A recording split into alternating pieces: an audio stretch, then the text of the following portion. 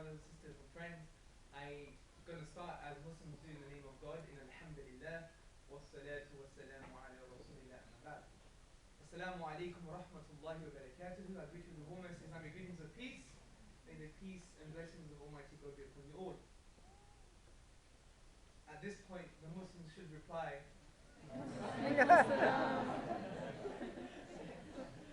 God says in the Quran, فَذَكِّرْ, and remind them. So hopefully that reminder was a good reminder. Good. Brothers and sisters and friends, today we're going to speak about a very important topic. Because I think the 21st century, or if you like, post 9/11, is a very interesting kind of socio-political environment. It's where it has facilitated what some people call the neo-atheists, or the militant atheists. You have the likes of Richard Dawkins, Christopher Hitchens, Harris, Dennett, and many, many others. And they're pointing the finger at religion. I think this is because liberalism has failed, but that's a political discussion. Okay? I think multiculturalism and liberalism as an ideology has failed. And from that, it's facilitated the likes of these kind of people or thinkers pointing the finger at religion and religious minorities. You know, you have all these outdated cliches. Religions cause all evil and terror and war. Yeah? You know, religious people, we have a monopoly on terror and war. You know? Think about it. Anyone who believes in God, automatically, it's as if it just really mutates some parts of the DNA and they become someone really, really bad. Yeah? And that's the reality of religious people. And you see this with Islam and Muslims in this country. I mean, if you go to Sky News or BBC, if you go to America, I've been to America many times, seen Fox News, they paint this caricature of the Muslims, and especially of Islamic law. I mean, you know, the image that gets portrayed for us Brits, yeah, in the public, is that, you know, you have this really big bearded guy waiting outside Tesco's. Yeah, I haven't finished yet. Waiting outside Tesco's with big beard, and you have this woman who's wearing the niqab. She's covering her face. You can just almost see one eye. And there's a poor white boy, really, really hungry, and he runs into Tesco's and steals a cookie. And he runs out of the Tesco's, he stole a cookie because he's really hungry. The bearded guy trips him up with his beard, and then the lady with her face covered picks up the sword hiding underneath her cloak and cuts his hand. This is the caricature of Islamic law that's being played in the British media. As if, you know, Islam and Muslims, or even people with a tradition, don't really think. We just believe in jungle justice, and all we want is people's blood and hands and feet. You know? It's ridiculous. So hopefully today we'll demystify some of these things. But so we live in this type of environment. For example, Christopher Hitchens, in his bestseller God Is Not Great. And by the way, Christopher Hitchens is suffering from cancer, and I do wish him well. And I think everyone as a human being should wish him well. It's part of the Islamic tradition. The Prophet told us, and I'll say the Arabic, لا يؤمن أحدكم حتى يحب لأخيه ما يحب لنفسه. You're not a true believer unless you love for others what you love for yourself. So no one in the right mind actually wants cancer for themselves, so obviously we don't want it for others. So we wish him well, even though he says quite bad things about religious people, especially the Muslims. Anyway, he says, as I write these words and as you read them, people of faith are in their different ways planning your and my destruction, and the destruction of all the hard-won human attainments that I have touched upon. And he concludes, religion poisons everything. Now, my argument today, my contention is that you actually cannot lead a better life without religion. Okay? I know this might upset some people, or you know, the humanists out there that believe that you can be good without God. I'm not saying you can't be good, okay? That's what I'm not saying that. All I'm saying is you just can't live a better life in contrast to a life without God. Doesn't mean you can't live a good life, because there's many humanists, many atheists that actually, let's be frank, let's call a spade, they portray behaviors that are far better than religious minorities. And that's a fact, okay? It may be a subjective fact, if that makes sense. Yeah? Or it might just be your own personal opinion. But the point is there are good people. I'm not saying you have to have God or a religion to be a good person. No way, Jose, okay? All I'm saying is from my argument, I'm going to give you 5 arguments today is going to show that someone who believes in a God or has a religion, they're more likely to lead better lives. And the arguments are as follows. I'm going to give a sociological argument. In the 21st century, we've had 10 to 15 years of very good academic work in the field of the sociology of religion, and they have come up with some startling results, something that's going to be quite interesting.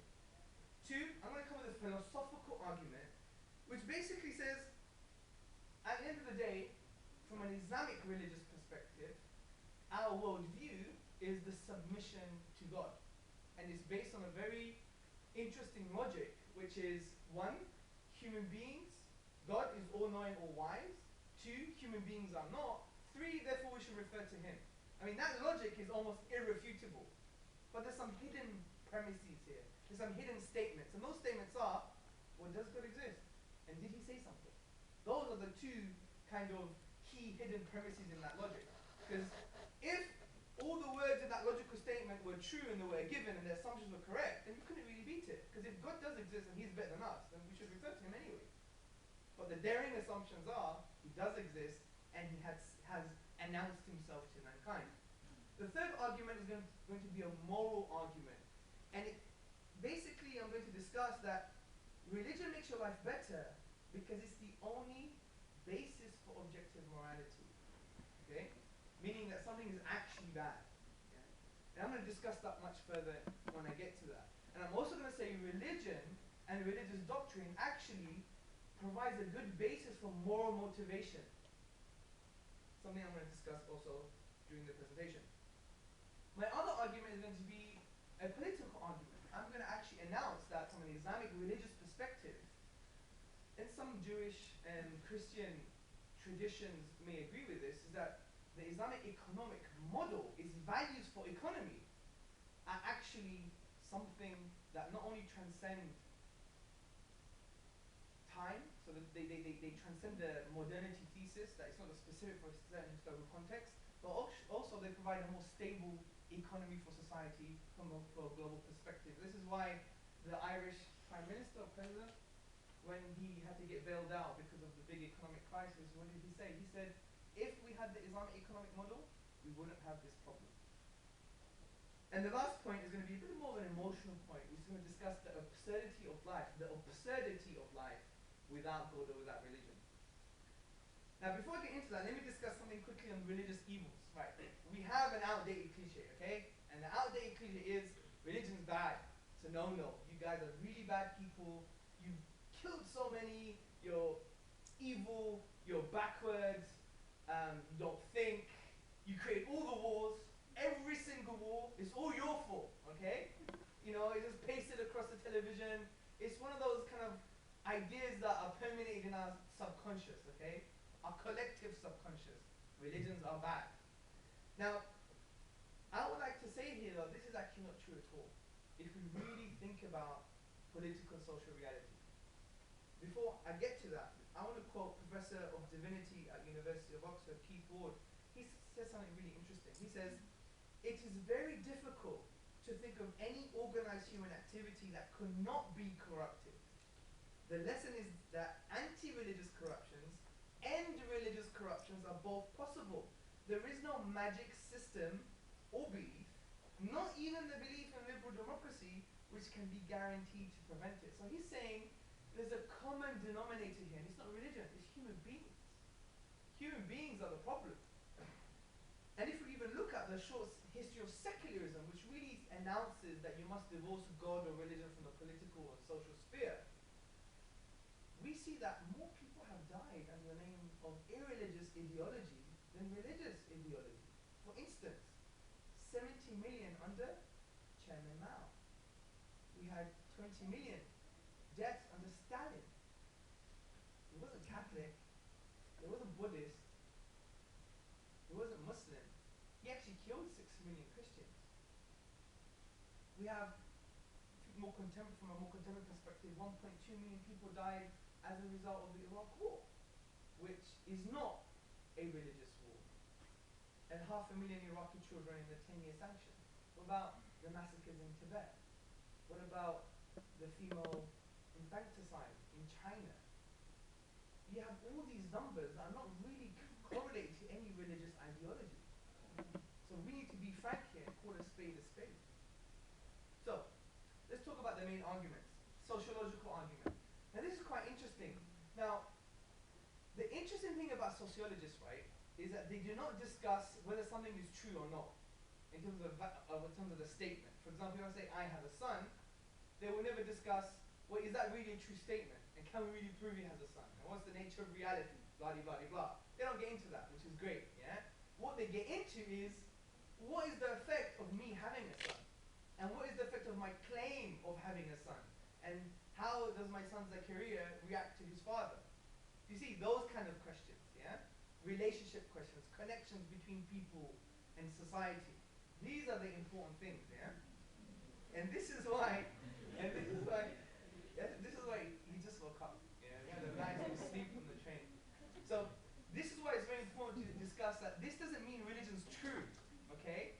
We're not saying religion's true just because sociologists say there's a positive effect. No. What we're saying is that according to sociologists, in the sociology of religion, there's some really positive results with regards to religion itself. Now, in 2001, for instance, Schnittke, in the Journal for Scientific Study of Religion, he examined a data set of nearly 3,000 adults from the general population, and he found that religious involvement had no significant relationship to depression. He also found that religiousness was a buffer against mental distress, okay? Against mental distress, in contrast to people who didn't have a religion. In the Handbook of Religion and Health, edited by Harold Koenig, Michael McCullough, and David Larson, the authors interviewed 2,000 published experiments designed to test the relationship between religion and various medical conditions such as depression. The overall results were that religious people tend to live longer and have physically healthier lives. Young people have significantly lower levels of drug and alcohol abuse, criminal delinquency, and attempted suicide. We have the Gallup survey on religion in America. It concluded that people who agree that God is very important to their lives are twice as likely to report to being very happy than those who said that God is not important at all. And the National Opinion Research Center reported exactly the same conclusion. In 2000, political scientist and Professor Robert Putnam surveyed 200 volunteer organizations, and it showed that there was a positive correlation between religiosity and membership of volunteer organizations. Okay? And this is why the Index of Global Philanthropy in 2007, it states, religious people are more charitable than non-religious. And we're not talking about a hunch here. We're not talking about, the finger in the air. This is like academic work. Looking at a broad spectrum of society and saying, right, who's religious, who's not religious, who's charitable, who's more likely to be less charitable. And it found that religious people are more charitable than non-religious, not only given to their own congregations, but also regardless of income, region, social class, and other demographic variables. We could go on and on, but I don't want to bore you with quotes. But the point I'm trying to make here is that if we do immerse ourselves in the academic world of sociology of religion, we see actually it goes against the humanist kind of mantra. Excuse the pun. Get it? Pun? Humanists are not religious, are they? Yeah, it's like saying that. You got it. But it's not funny. I entertain myself, which is cool. Yeah? So the point is that it goes against the kind of humanist mantra that they say you can be good without God. Maybe. But according to sociologists, actually if you are a member of a religious organization or you portray some kind of spirituality or religiosity, you're more likely to be charitable, have less depression, etc., etc. And I'll conclude with this statement in 2002 by Smith. He says that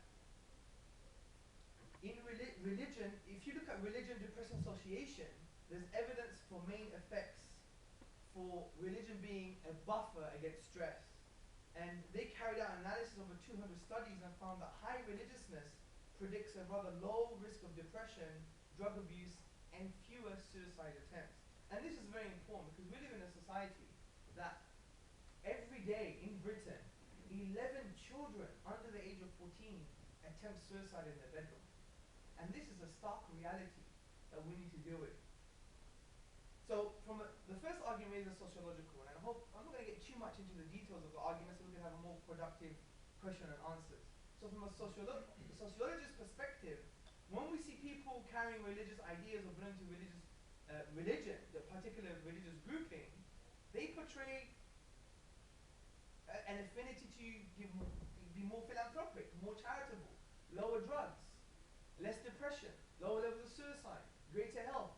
And all these things surely define a better life. So from the first argument, it actually shows that if we're looking from the eyes of the sociologist, then it's good to be part of a religious group.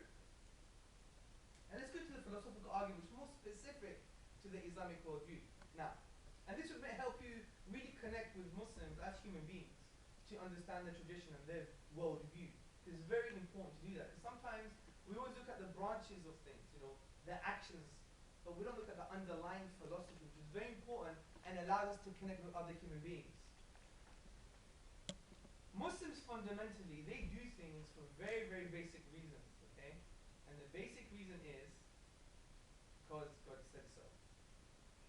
Now that, for the rationalist mind, is a blasphemy. Okay, that's another pun. So that's blasphemy for the rationalist mind, especially for atheists. That's blind faith.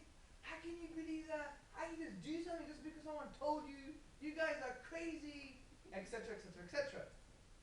However, it is based on a fundamental, and Muslims would argue, almost irrefutable philosophy. Now here's the logic of it. 1, God, by definition, is all-knowing, all-wise. 2, human beings are not. 3, and this is a conclusion, therefore we must refer to him. Now, the underlying assumptions here, the daring presuppositions are that God actually does exist and that he has announced himself to mankind. Now, if you can prove these two daring assumptions, then it justifies the Islamic worldview. So, the daring assumptions are, as we said, God exists and that he has announced himself to mankind. Now, what is interesting is that when we probe the nature of the universe, or when we probe and we try and investigate the certain realities of the universe, we come to certain striking conclusions, okay? Because we all have asked the same type of questions. Why does something exist rather than nothing? The famous rationalist Leibniz, German polymath, what did he say? Why is there something rather than nothing? This is a valid question. I mean, even kids have that kind of disposition to ask and question. My son, he always says today, he's like, why did you put the cup down? I'm like, well, because I put it down. But why do you do it like that? Because he went to spill. Why? See, so we all ask questions. We ask valid questions. So we all say why. And when we ask why about the universe, we can come to the conclusion that the universe surely is not eternal.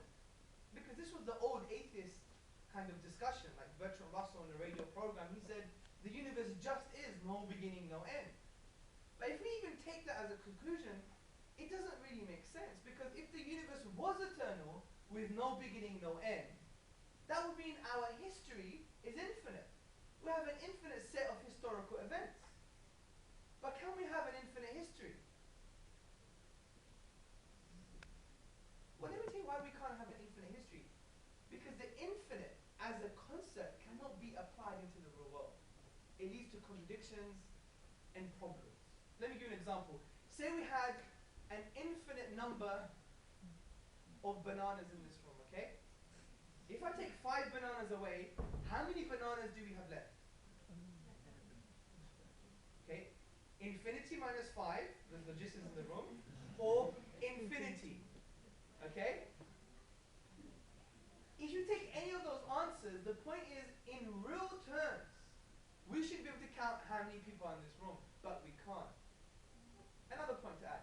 Say we have 100 bananas in the room, and at every possible moment, I add another banana. Would I ever reach a number that it could be called the infinitieth, for example? No, because you could always have infinity plus 1. So you could always be adding more.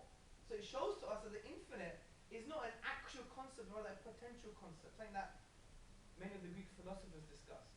So from these examples, we know, as the philosophers say, there's no ontological export of the infinity into the real world, which means you can't export the infinite and extract it and apply it into the real world. It just doesn't make sense.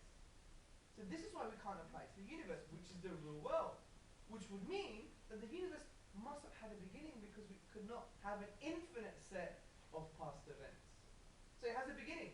And this is also supported by astrophysical evidence. Everyone's heard of the Big Bang, right? Hands? Big Bang? Good. And it's not the thing after too many sarnies, yeah? Or like egg and sandwiches, yeah? Or curries. Good, yeah? Good. You know, I get more laughs in London, man. It must be We're so rude in London. Everyone's really friendly up north. If you go on, you know what the tube is? You primitive lot. What do you call us guys? Southern fairies? It's called you northern monkeys, right? Anyway, so, you know, where was I? Anyone paying attention? Big Bang. Yeah, this is also supported by astrophysical evidence, okay? Now, according to many prominent but popular scientists like Beatrice Tingley, David Schramm, and others, they spoke about an event. And this event, this Big Bang, they said, was basically where all matter in the universe was created. Okay? And they called this point, if you want to call it a point, as infinite density. Okay? Now many scientists or physicists would actually call that point as nothing. So they would actually describe ex nihilo, something was created from nothing. But that's an absurdity, because out of nothing, nothing comes. I mean, if you read Stephen Hawking's recent book, The Grand Design, he tries to justify that things can come from nothing. But he doesn't even read, but it's a play of words, because his nothing is actually not nothing. It's the vacuum, which is something, because the sea of fluctuating energy, and then he needs gravity to actually have spontaneous creation. That's another discussion. But we're really talking about here, nothing. Absolutely zero, yeah? So, you know, if you study even A-level physics, they used to have two beakers, okay? And one beaker will be empty and the one will be full. And this is the empty beaker, which is the potential universe, and this is something. And the Big Bang is basically getting this beaker and pouring it into that beaker. So they understand this, but they don't really care about that. But they need that, though. But they don't care about it anymore, yeah? Anyway, so it's supported by astrophysical evidence that was the beginning to the universe. So what does this all mean? It means that there must have been a cause to the universe. Why? Listen to the logic. Whatever begins to exist has a cause. Two, the universe began to exist, and we've justified this premise. So the conclusion, which makes it a sound and valid argument, is that the universe had a cause. Now this doesn't mean it's God, okay? Or Buddha, Jesus, or anybody you want to call it, yeah? Or the 6,000 names that we've discussed since Sumeria BC, yeah? We've been arguing about God since God knows. I'm getting better. I was warming up, you see. It's pretty cold. So, 6,000 BC Sumeria, we've been arguing about God, okay? We can't say it's God. But upon conceptual analysis, which means thinking about the cause for the universe, we come to some striking conclusion. Because we know this cause must be one. A main reason is following Occam's razor, which is the philosophical principle not to multiply entities beyond necessity. We don't have any evidence to say that it's 300 or it's 500 causes. So we shave off all the unnecessary explanations that create more questions than they answer anyway, and we say there's one. A very cute example is if someone knocks on the door, it's usually one person, isn't it? You don't assume it's Leeds Football United behind that, do you? Yeah. Even though they're rubbish, aren't they? So it's one. The second point is, it also must be uncaused, okay? Because one of the most famous atheist counter-arguments to this is that, well, who caused God then? Who created God? Yeah? But there's a misunderstanding of the premises, because we say whatever begins to exist, and we just say God never began to exist by definition. However, more rationally, by rational necessity, this cause must be uncaused. Why? Let me give you an example. Say I'm a Marine, yeah? And I want to shoot the wall, okay? Now, I want to really shoot the wall, okay? But I have to ask the Marine behind me for permission. Can I shoot the wall? But he says, wait, I have to ask permission from the Marine behind me. And that goes on ad infinitum forever. Am I ever going to shoot the wall? No. Similarly, if I were to hold this bottle of water and I ask my son, can you hold it? And he says, no, Baba, I have to ask him. And then he says, well, I have to ask him. And he goes on ad infinitum, would he ever help me hold this bottle of water? No. Similarly with the universe, to say that something created the universe, then we would have the problem of saying, well, what created that thing that created the universe? And then what created that thing that created the thing that created the cause that created the universe? If we do that ad infinitum, then we never have the universe in the first place. So the very question itself denies our existence. Do you see? So by rational necessity, you must have an uncaused cause. So far, this cause is one, and it's uncaused. I would also argue it must be immaterial. It must transcend the material world for many reasons. The first reason is, if it's part of the material world, then we're just extending the explanation of the universe. It's equivalent of saying the universe created itself, which is absurd, because how can the universe be in existence and not existence at the same time? Can I exist and not exist at the same time? No. Good. You agree with me, right? Too many Matrix films. Okay, so no.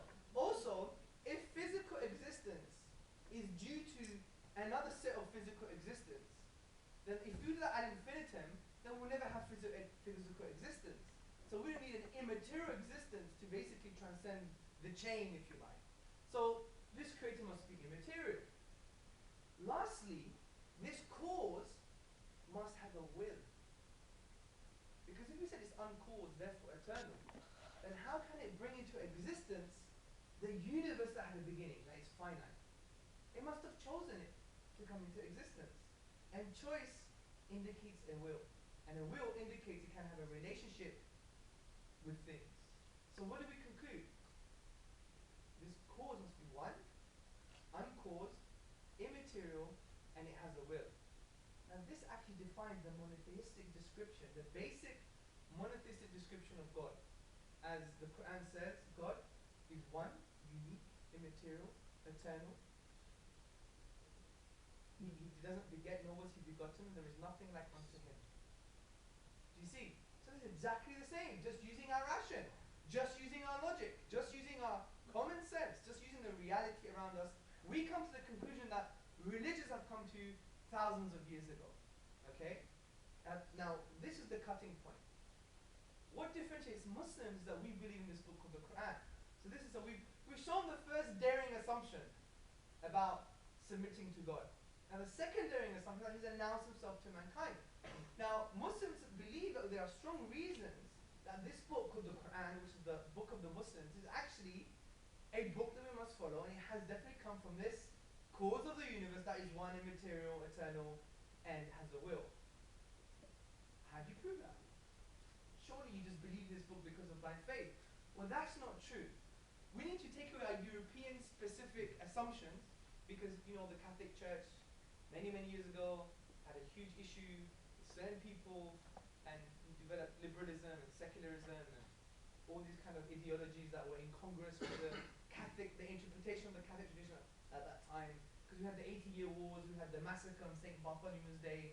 It was Europe has had bad history, man. Yeah? A lot of blood because of religion. But that doesn't mean all other religions have had the same experience. But that's what we do as Europeans, don't we?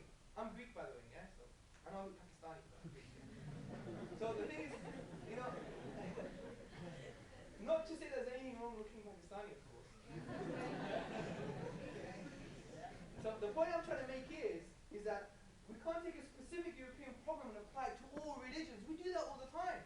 Just because Christianity, a certain specific interpretation of Christianity had a bad time in Europe, it doesn't mean Buddhism, Islam, Judaism, all the other religions have had the same problem. Because when Europe was fighting each other because of religion, we had the civilization of the Islamic world that was developing sciences and arts. Do you see? So it's a different reality. And we need to accept that. We need to accept that. So, when we look at the Quran, we can't have biblical glasses on. We can't have secular glasses on. We need to allow a tradition to speak for itself. And what do the Chinese people say? Chinese traditionalists. They say, empty your teacup. Because if you want to taste new tea, you're going to have an empty teacup. You see? So, when we go to the Quran, we have to allow it to speak for itself. And the Quran is quite a very dynamic book. Scholars have called the Quran a very intrusive book. Okay? Actually, they've also put it imposing. But its imposing nature is very positive because it wants to positively engage with your mind and with your heart. I come from a psychology background, and what do psychologists do? They ask you questions. How are you feeling, sir? What is your perspective of this? How does that make you feel? And this is what the Quran does. For example, the Quran says, أَوَلَمْ يَتَفَكَّرُوا فِي أَنفُسِهِمْ, which means, do they not reflect within themselves? Deep questions. Who am I? Didn't all the philosophers used to say, self-knowledge is foundational? If you don't know yourself, then how you know others? You see, it's very important. Or even when the Quran says, وَكَذَلِكَ نُفَصِّلُ الْآيَاتِ لِقَوْمٍ يَتَفَكَّرُونَ, and thus to explain our signs, evidences in the universe for those who reflect. Now, interestingly, the Arabic word يَتَفَكَّرُونَ actually doesn't mean be a desert romantic. Just play with the sand, look at the stars, smoke away, have a drink, yeah? None of that stuff that you guys probably know nothing about, right? Yeah? None of that stuff.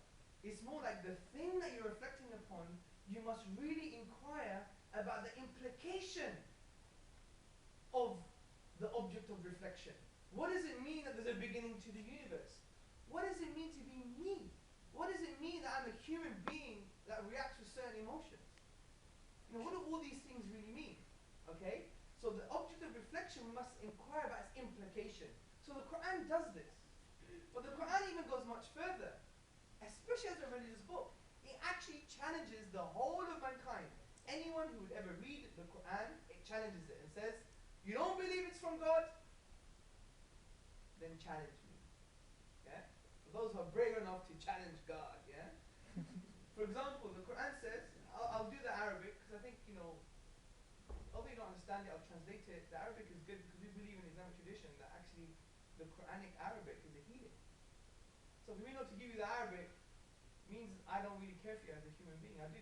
So if I do believe it's a healing, I'm going to give it to you, right? If I was ill and I needed medicine that you had, I would want you to give it to me. Whether you believe or not is a different issue. Anyway, the Quran says, وَإِن كُنْتُمْ فِي رَيْبٍ مِّمَّا نَزَلْنَا عَلَىٰ عَبْدِنَا فَأْتُوا بِسُورَةٍ مِّن مِثْلِهِ وَادْعُوا شُهَدَاءَكُم مِّن دُونِ اللَّهِ إِن كُنتُمْ صَادِقِينَ. And if you're in doubt, the Quran says, talking to everybody, atheists, agnostics, other religious minorities, philosophers, scholars, scientists, those sitting on the fence, those in the fence, yeah? Everybody, yeah? If you're in doubt about this book, then bring one chapter like it and call on your witnesses, your philosophers, your helpers besides God, if you're truthful in your claim. Now, because the Quran is a bit of an ocean, it's quite a deep book, yeah? You could enter it in, it's a four-dimensional text. It doesn't really have a beginning or an end. It's not like the Bible, Genesis, then when the world ends. What's that chapter called? Revelation. Thank you, madam. Exactly. Revelation. Okay? I think, what's the Greek word for that? Apocalypse. Christopole. Thank you. Sorry, my fellow Greek in the back. So, the point is, yeah, so you have the end. The Quran is not like that. It's a very four-dimensional text. Because the Quran must be seen as a whole. For example, you have some crazy religious guys, usually Muslim, yeah? they take one statement of the Quran and they go running with it, yeah? And they forget the whole Quran. Because they understand the Quran as people understand the Bible, which is a problem. Because it's not in the beginning and in the end, it's a four-dimensional text. So when it talks about economy in a general way here, it will be specified somewhere else. When it talks about war, it will be specified somewhere else. So there'll be a verse on war that would say, kill them wherever you find them. Yeah? And then it would say in another verse, God doesn't like those who transgress. Don't start wars. If they incline to peace, you incline to peace. Yeah? So no Muslim should run away with a particular verse. You have to take a whole corpus of material. Even one of the most traditional scholars in London, Sheikh Haytham al-Haddad, some Muslim said to him, Sheikh, I have this verse and it does mean this. And the Sheikh said, we'll say with any tradition, okay? So, it's a very deep text, so it has different levels of what we would call the evidence for its miraculous nature. One of them is linguistic, okay? You're not Arabic, so you wouldn't know, but the point I'm trying to say is that there is something in there for us maybe to have further research upon. The linguistic miracle is that the Quran descopes the Arabic language with this unique literary form. Not the way it expresses itself in terms of eloquence, although we do believe that too, but in terms of its structural features. For example, Shakespeare, or Sheikh Zabur,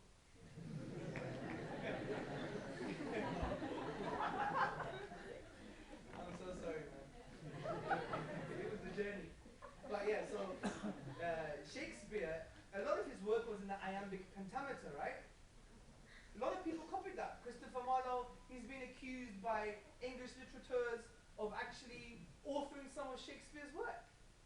Do you see? So the structural features of Shakespeare's work are not unique. Maybe the way he put different literary devices together, yes. But Shakespeare's work in terms of the structural form, no, it's not unique. But the Quran, the structural form descopes the Arabic language. Every time you express stuff in Arabic, it's in certain forms. I don't want to go into the technicalities. But every time you pronounce Quran, it's in a unique literary form that cannot be matched. Although we have the 28 finite letters to try and challenge it.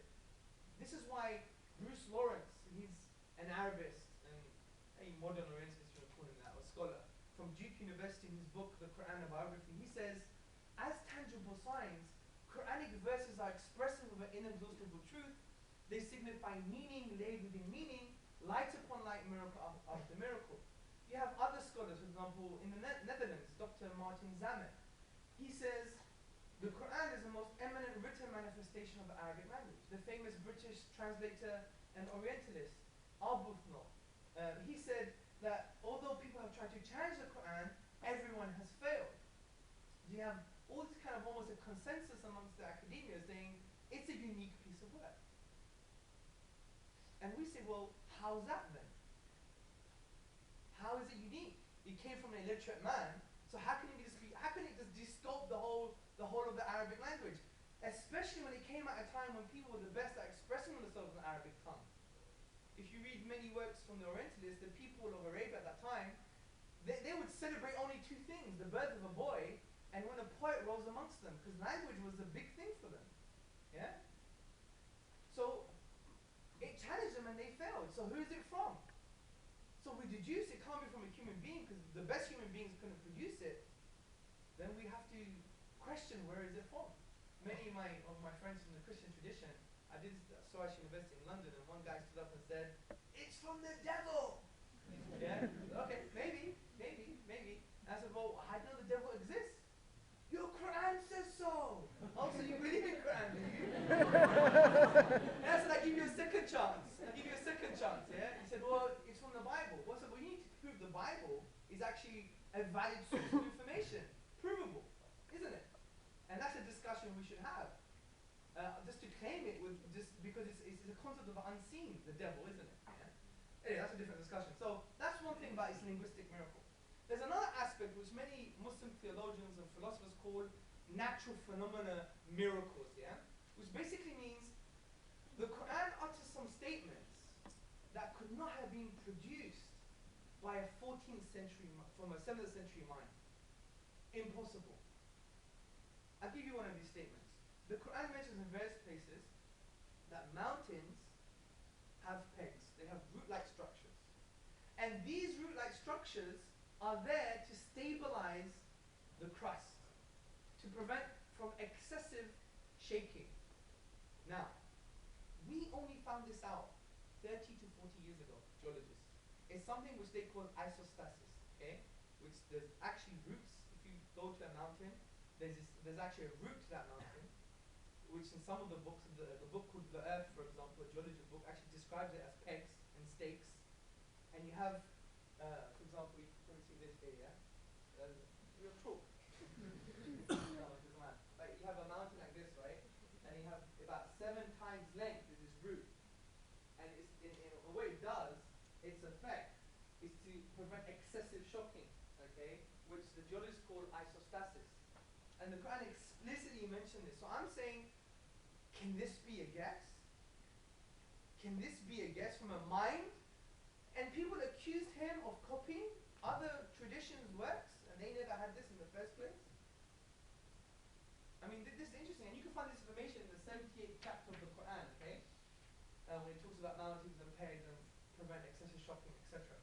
So how can this be from a 7th century mind? When they believed at the time that mountains, right, if their only function was to keep the sky up, so it didn't fall on their head. But it's true. Look, if you're not a scientist and you were born in that era, when you look up, like, is that going to come down? You see a big mountain. Oh, they're holding. It's rational. It's rational, isn't it? That's the reality. Yeah? That's the reality. Also, we have many other kind of scientific, natural phenomena statements in the Quran that could not have been explained. That we can't explain. We just find out the science 40 to 50 years ago. And I could give you more examples, but I'm just want to excite your minds just for the Q&A, okay? Another point to take into consideration is a historical point. Yeah? History. You know what? History is so sexist, don't you think? What happened to her story? Women have never had a voice, huh? Anyway, I bet that's going to come up in the Q&A. Okay, so history. Now, this is very interesting. In the Quran, for example, it mentions the leader of the pharaoh in two places, in many places, but specific for two eras. In one era, it calls the leader, Malik, okay? Malik meaning king. And another era, it calls him Pharaoh. How do you spell Pharaoh? P-A-R-O-A-H. Is that it? Yeah. Good, Pharaoh. In Arabic, Pharaoh. Okay? That's the Arabic term. Now, Pharaoh is mentioned in relation to Moses. Peace and blessings be upon him. Musa in Arabic, yeah? Musa alayhi salam. Malik is mentioned Yusuf in time of Yusuf. What's the English one for Yusuf? Joseph, right? Joseph. Yeah. Joseph. If we go to any historical book, for example, the Encyclopedia Britannica, or anything easy to access, we would see, according to the hieroglyphics, yeah, we know there was two types of descriptions for the leader of the Egyptians. And one was king, and the other was Pharaoh. And it was exactly at the point of Moses and Yusuf. Such a small historical fact. How could he have known this when hieroglyphics? We didn't have the Rosetta Stone. You know Rosetta Stone? It was what? It was hieroglyphics, yeah? Then we had what? Latin, Greek? Greek, yeah? Right here, there you go. Dragon Ball. Yeah? And then what was the other one? No, Demotic. Demotic. That's Greek anyway, isn't it? No, it's Egyptian. It's all Greek, man. You haven't watched the film? My Big Fat Greek Wedding? Tell me any word. That word is Greek. Okay, kimono. Oh, in the kimono, in the winter. Anyway, that's my point. We didn't get the Rosetta Stone. So the point is, how could he have found that information? He copied it. Where? Because the Bible, okay, and the Torah, which were the only religious books that all the older religions say copying theory. The Prophet sallallahu alaihi wasallam, peace and blessings upon him, copied from these traditions. They don't have this though. So are you saying that he copied, knew what was wrong and fixed it? Conspiracy theory. Yeah? So the point I'm trying to make, we're starting to have very good evidence, accumulative evidence, that this book, the Quran, could not have come from a human being at that time. There's two options, God or someone who had a time machine. Honestly, my brother said that to me. Maybe he had time. You think it's funny? A physicist came up to us once and said maybe he had a time machine. Honestly. This is how secular we've become. Honestly, really bad. Yeah? So the point is, we have very good evidence for this book. Very good evidence for this book. So, so to pose this discussion, we've justified the two premises, the two daring assumptions behind our very good logic, which is God exists and that he has announced himself to mankind. We could discuss this in Q&A. Now the next discussion is on morality itself. This is one of the most exciting ones. Yeah, it's one of the most exciting discussions. And the reason it's this exciting because it's about the nature of what we think morality is. Now, when we think about today's title, we think about, can we lead better lives without religion? Okay? Better lives. Okay? This is a value statement. It's a value judgment. Saying something is better or good means that we have some form of belief about it. That we're substantiating it with something. Okay? Now my argument is, we can't really believe in better anything, or even justify better anything in absence of God and religion.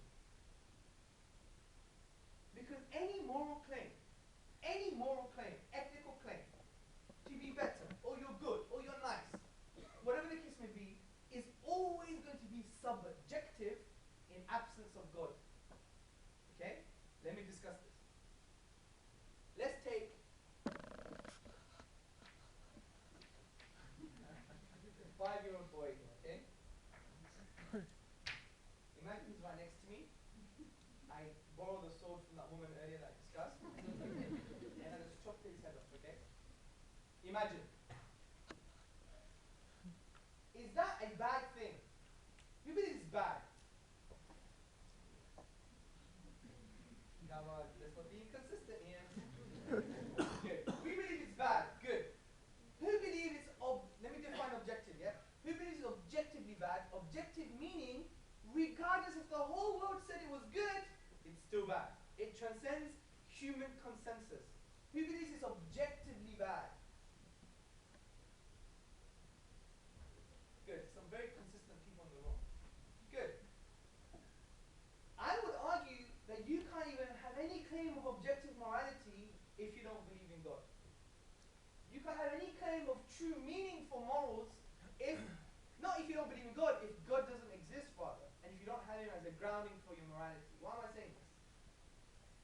Because in absence of God, you have two general alternatives: evolution and social pressure. Sorry, thank you.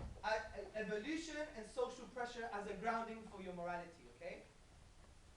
Now, let's take evolution as an example. Can evolution be an objective grounding for morality? I agree, evolution can be a grounding for morality, but non-objective one. Just a relative subjective one, okay? Because what does evolution say? We're just accidental byproducts of a lengthy evolutionary process. Our morals have evolved like our ears or our teeth. Our ears or our teeth. And it's ephemeral, there's no greater meaning behind it. Which is a byproduct of a lengthy biological process. Darwin, he insinuated that if we were to evolve like the sharks, then it would be okay to rape women. That's what sharks do, they force themselves on their mates. Think about that one. So is there any true meaning? This is why Michael Ruse, who's an atheist, a philosopher of science, he explains morality is a biological adaptation no less than our hands, feet, and teeth. Considered as a rationally justifiable set of claims about an objective something, ethics is illusory. I appreciate that when someone says love thy neighbor as thyself, they think they're referring above and beyond themselves. Nevertheless, such reference is truly without foundation. Morality is just an aid for survival and reproduction. Any deeper meaning is illusory. And what does evolution say? Over time, maybe a long time, we'll have biological changes. And that if our morality is pegged on those biological changes, then our morality changes. So there is no sense of objective morality. What about the alternative? The other alternative, social pressure. Well, this is a huge problem. Are we going to disagree with things just because everyone says so? If everyone said it was okay to kill a 5-year-old, would we think it's okay? If you read the works of Peter Cave, he's the chair of the Philosophers group of the British Humanist Society. He says humanist morals are based on a fellow feeling. Well, that fellow feeling also existed in Nazi Germany. But what was the result of that fellow feeling? it's okay to kill Jews. We all disagree with this. Do you see the point here? So we need to transcend human subjectivity. Even if you agree with fellow feeling, your morals are going to change. Because if you look at modernity, if you look at social constructionism, the way societies work, they shift. For example, 50 years ago, some people did things, if they do it now, they'll be seen as unethical. And vice versa.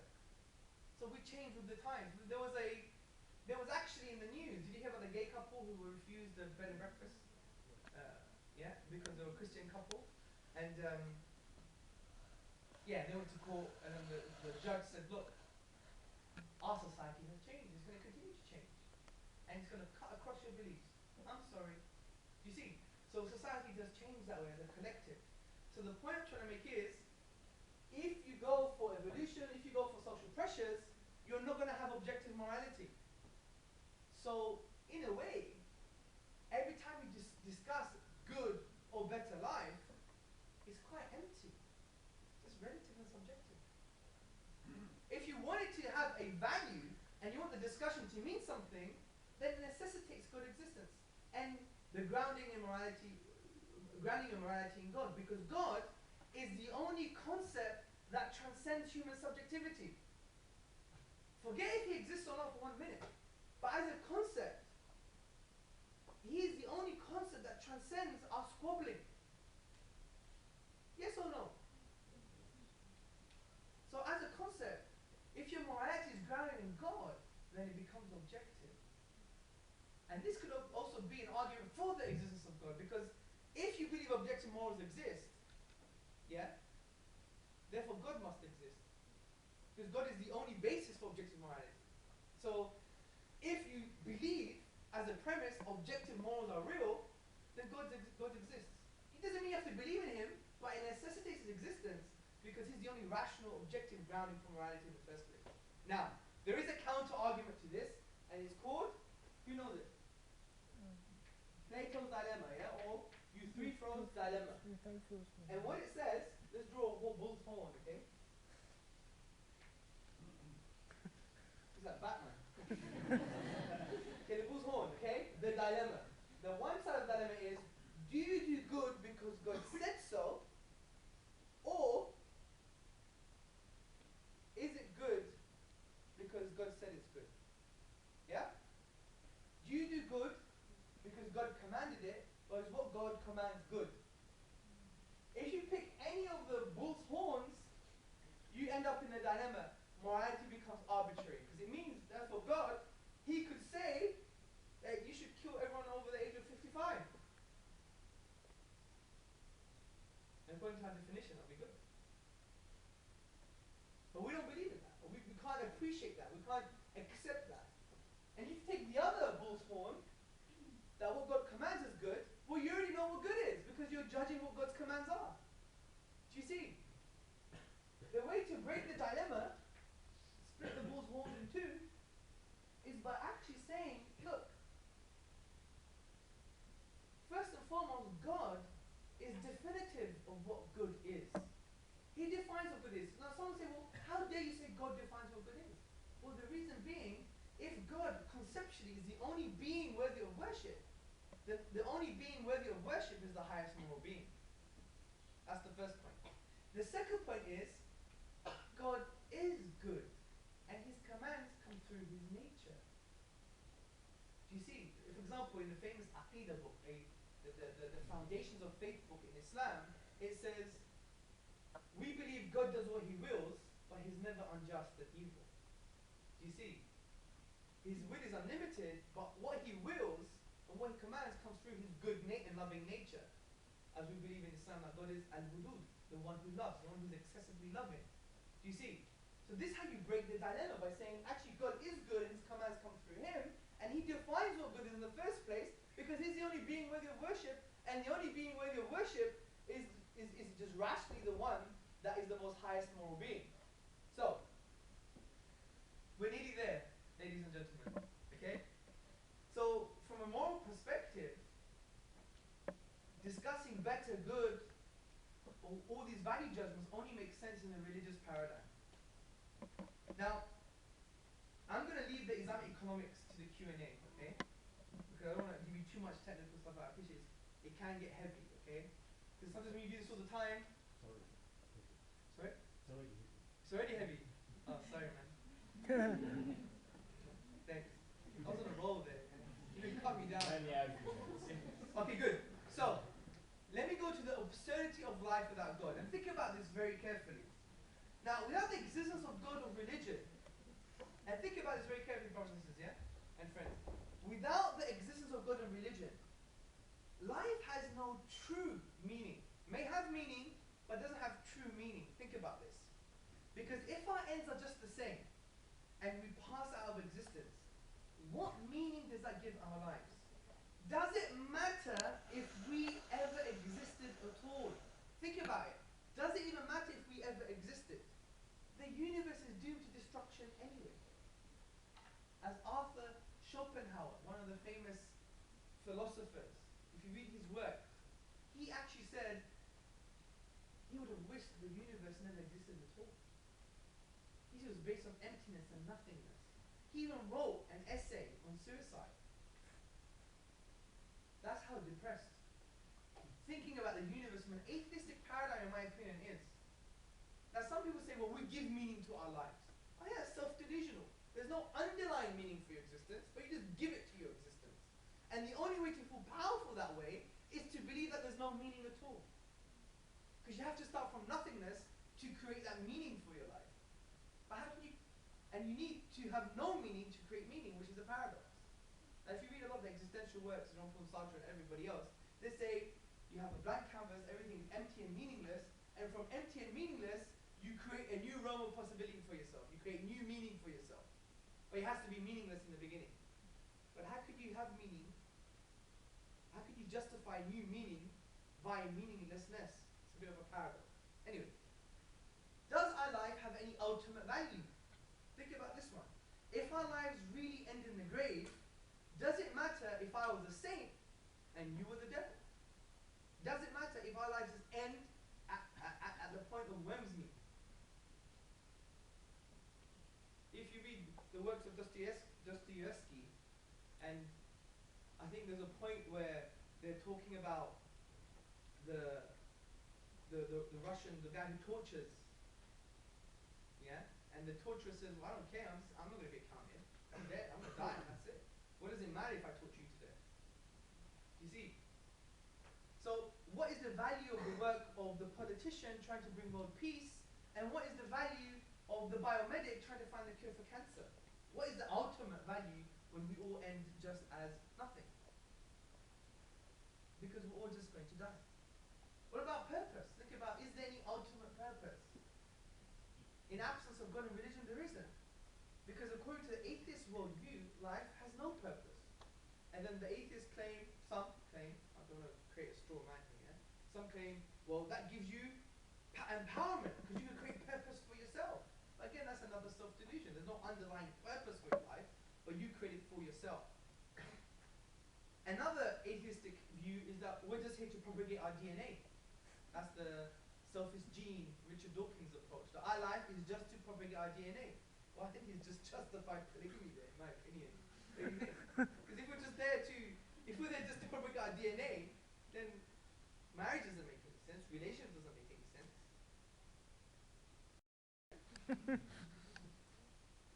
So, you know, that's why if you read the works of Jean-Paul Sartre and Nietzsche and all these other philosophers, they came to the conclusion that the world is nothing, it's mindless, it's just there. So, if you think about it from that kind of perspective, you know, having a religion and believing in God actually makes sense in terms of life doesn't become absurd anymore. You see? And I would argue, people who've had material wealth and gain, you hear it all the time. They commit suicide. They have everything that they need. Think about it. They have millions, they have money, but then they just die. Who was that famous fashion guy who hanged himself in his bedroom? What was his name? McQueen. Alexander McQueen, right? He just died. He was depressed. He had everything. Everything, right? But I think if you remove the iPod, you remove the TV, you remove all these obstructions to your innate disposition, It's going to cry out, dude. It's going to say, you know what? What am I doing here? Who am I? That's a big question. We don't even ask the question, what does it mean to be me? Go in the mirror and ask yourself, what does it mean to be me? Like Rumi, the famous Sufi poet, what did he wrote? Right, very powerful. Which is my voice amongst the thousands of voices in my head? It's a very powerful statement. And no matter what you believe in, if you start from that, I think your life will grow conceptually. You think about life in a different way. And we ask these profound questions, what does it mean to be me? You know, am I just a reaction to you lot? That's a powerful point, especially at our age. I'm 30, so it's our age, right? Especially at our age, you know, are we just, that, you know, the existentialists, the good thing about the existentialists, they wrote about that. Heidegger and Heidegger, they would say things like, am I just a product of you? Am I just a product of my relationships? Am I just a product of society? The Quran mentions this too. It's very existential that way, referring it to the self. It says, are you going to follow just because your forefathers did it? And these are profound questions. I think if we start from those questions, then we'll end with some type of positive conclusion. Doesn't mean you become a Muslim, doesn't mean you become religious, but it'll end up somewhere more positive, I believe, okay? So let's just summarize the arguments today. The arguments were a sociological argument. According to academic research in the sociology of religion, it happens that people who hold religious beliefs, or people who hold that God is important to them, they're more likely to be philanthropic, less suicide, less drugs and delinquency, less depression. It's a buffer against mental distress. The second point was with regards to the philosophical argument. That from an Islamic perspective, we have a very simple underlying philosophy, which is God is all-knowing and wise. Human beings are not. Therefore, we should reflect in Him. The daring assumptions where God exists and that He has announced Himself to humanity, and we provided some flavor and evidence for those daring assumptions, justifying the Islamic worldview. Then we spoke about morality. We spoke about that we can't even have today's conversation if God doesn't exist, because He's the only conceptual grounding, objective grounding for objective morality in the first place, for the sense of things are actually really better rather than relatively better. Yeah? And we discussed that, you know, you can't have objective morals in absence of religion or God, because evolution and social pressures, they just render it relative and almost meaningless and subjective. Then we spoke about the absurdity of life without God. Do you have any ultimate value? What's the point? If I end up being good or bad, if I'm a devil or a saint, it makes no difference. We're going to be worms meat. What about the ultimate purpose? Everything that we do and say is purposeless? You know, what's the point of calling for peace and justice and harmony? Yeah? What is the point? And what about any ultimate value to the things that you do? Do they have any ultimate value at the end of the day? So hopefully these have sparked up some type of controversy.